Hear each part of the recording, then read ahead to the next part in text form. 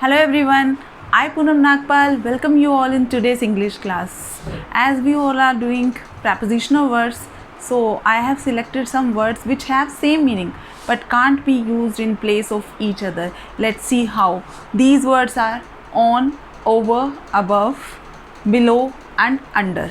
See the meaning of these words. इन तीनों का मतलब है पर या फिर आप कह सकते हैं ऊपर, और यहाँ बिलो एंड अंडर इनका मीनिंग है नीचे. I have written these 3 examples also to clarify the meaning of these words. Put the jam on the bread, put the jam over the bread and then put the jam above the bread. On, over, above. अब इसका meaning देखते हैं क्या है. Put the jam on the bread, इसका मतलब है कि ब्रेड के ऊपर जैम को रख दो.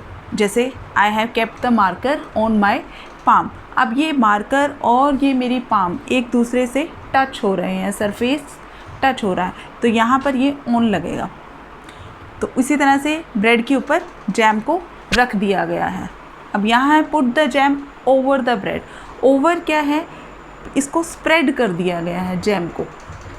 जैम को ब्रेड के ऊपर अच्छे से लगा दिया गया है. तो यहाँ पर हम कहेंगे put the jam over the bread. और put the jam above the bread में क्या है कि जैम ब्रेड तक पहुँचा ही नहीं है, वो उससे ऊपर रह गया है, यहाँ पर ही रह गया, वो ब्रेड तक नहीं पहुँचा है. तो अब इन तीनों का मीनिंग था तो ऊपर ही, बट यहाँ नहीं लग सकता, आपने खुद ही देख लिया है.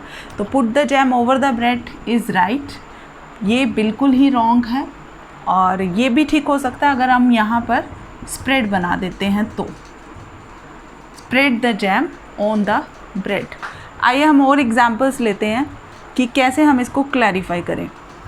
ऑन के लिए तो एक सिंपल सा है कि जहाँ सरफेस टच हो रहा है वहाँ पर हमने ऑन लगा देना है. जैसे the book is on the table, उसी तरह से अगर कोई टेबल के ऊपर या चेयर के ऊपर बैठा है, she is sitting on the chair. अब चेयर भी देखनी पड़ेगी कौन सी है. अगर ये आर्म चेयर है जिसमें हैंडल लगे हुए हैं या कुछ कंफर्ट के लिए लगा हुआ है, सोफ़ा सेट है, तो हमें क्या कहना होगा, she is sitting in the chair. तो अब लेकिन अगर वो विदाउट आर्म्स के हैं, विदाउट कंफर्ट के हैं, तो हम कहेंगे she is sitting on the chair.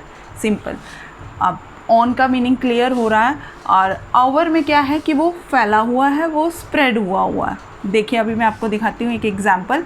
जैसे हमने कहना है पुट द ब्लैंकेट, यहाँ मैंने ब्लैंक दिया, आपको फिल करना है ओवर और ऑन में से ऑन द चाइल्ड. अब यहाँ अगर आप ऑन लगाते हैं तो क्या होगा कि बच्चे के ऊपर जाकर कंबल को रख दो. लेकिन अगर आपने ओवर लगाया है तो इसका मतलब हो जाएगा कि कंबल को ओढ़ा दो, बच्चे को जाकर कंबल अच्छे से ओढ़ा दो. तो हम यहाँ पर ओवर लगाएंगे. उसी तरह से put the cloth on the table. On the table यानी कि कपड़ा जाकर टेबल के ऊपर रख दो. और अगर हम कह रहे हैं put the cloth over the table यानी कपड़ा टेबल के ऊपर जाकर बिछा दो. अब बात करते हैं अबव की. इसके लिए मैं आपको एक ट्रिक देती हूँ. आप ऐसे कीजिए, ओवर के लिए लगाइए के ऊपर और अबव के लिए लगाइए से ऊपर. उसी तरह से बिलो के लिए लगाइए आप से नीचे, और अंडर के लिए लगाइए के नीचे. अब हम एग्जांपल्स लेते हैं.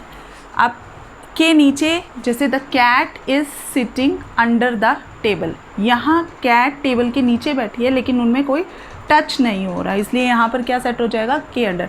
अच्छा, आपने एक वर्ड सुना होगा BPL, बिलो पॉवर्टी लाइन. उसी तरह से अबव पॉवर्टी लाइन भी हो सकता है, बिलो पॉवर्टी लाइन भी हो सकता है. इसमें क्या है कि कंपैरिजन हो रहा है. People who are living below poverty line must be helped by the government.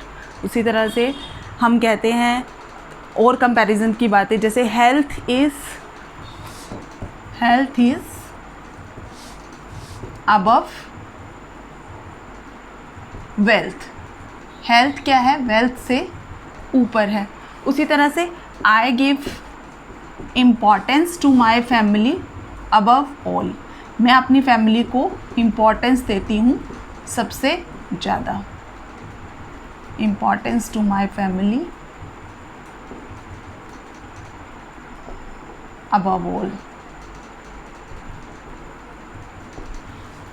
अब इसी तरह से हम बात करते हैं जब एज की, जैसे हम कहते हैं ना कि children above 10, children above 18 can participate in this contest.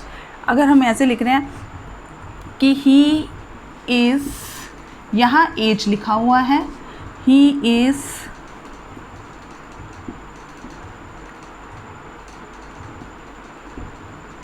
Ten लिखा हुआ है, इन दोनों में क्या डिफरेंस लिखा होगा? ही इज़ अबव 10। अगर न्यूमेरिकल्स में दिया हुआ है तो आपको अबव डालना है, और अकेला एज लिखा हुआ है तो आप डालेंगे over age. He is over age, so he can not participate in this contest.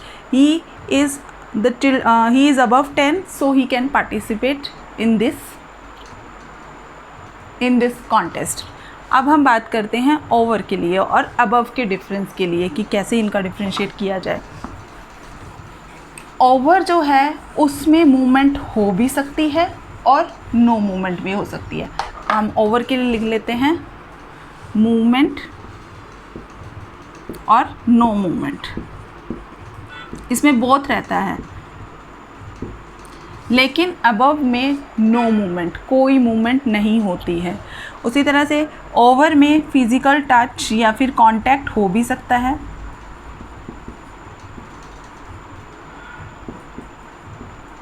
और नहीं भी हो सकता।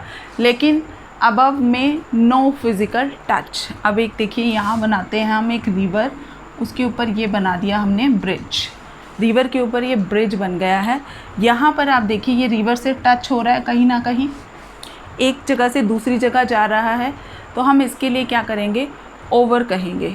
रिवर के ऊपर ब्रिज है, the bridge is over the river, क्योंकि ये कहीं ना कहीं से टच हो रहा है, कहीं ना कहीं से उसे घेरे हुए है, तो हम इसके लिए कहेंगे ओवर। इसमें अबव नहीं ले सकते, अगर अबव होता तो वो के ऊपर हो जाता, टच वाली बात ही नहीं आनी थी, से ऊपर हो जाता।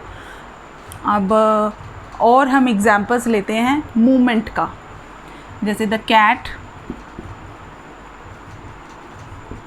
Is jumping over the wall. Cat is jumping over the wall. अब यहाँ पे कैट वॉल से ओवर जंप कर रही है, इधर से उधर जा रही है। अगर हम अबव कहते हैं तो वो ऊपर ही रह गई है, ऑन कहते हैं तो वो दीवार के ऊपर बैठ गई है, तो वो इधर उधर नहीं जाएगी। अगर हम कहें कि कैट ने जंप करके टेबल के ऊपर बैठ गई है, तो हम कहते हैं the cat jumped and came on the table, set on the table. अब यहाँ इधर से उधर चली गई है, तो cat is jumping over the wall, he is jumping over the wall. तो ये था ओवर और अबव का डिफरेंस। अब हम ये भी कह सकते हैं जैसे birds are flying over the tree. अब इसका क्या मीनिंग होगा कि पक्षी पेड़ के ऊपर उड़ रहे हैं या इधर से उधर जा रहे हैं, तो हम ओवर कहेंगे। अबव थोड़ा और वर्टिकली के लिए भी कह सकते हैं हम, जैसे फ़ैन है, the fan is over my head, और ही लिव्स अबव अस। अगर हमारे ऊपर कोई और फ्लैट बना हुआ है, अपार्टमेंट बना हुआ है और उसमें कोई रह रहा है, तो उसके लिए हम कह सकते हैं he is living above us. तो आज के लिए इतना काफ़ी है। Keep learning, keep practising. Thanks for watching my video, and if you like it, you can subscribe my channel and you can share as well. Thank you. Bye.